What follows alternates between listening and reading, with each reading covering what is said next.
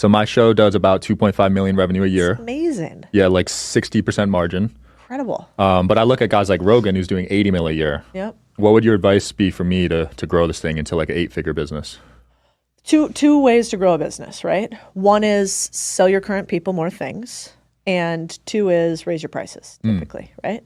And so I think the game most podcasters play is get bigger and raise your prices for sponsors. I would guess most of your revenue comes from ads and sponsorships. Sponsors, and we have in-person events, which is unique.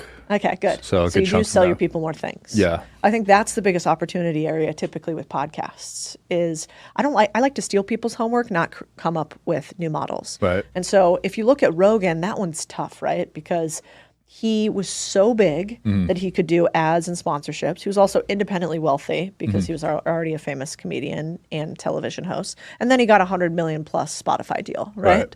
So it's not a great model to follow because it's hard to replicate. It's a business of one. A better model to replicate would be one where somebody is just slightly ahead of you.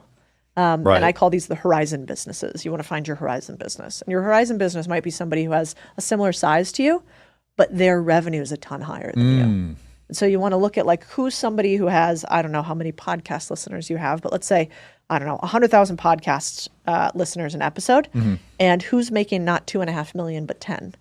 And how can you reverse engineer their homework? Right. And so it probably is things like events. It might be things like, merch.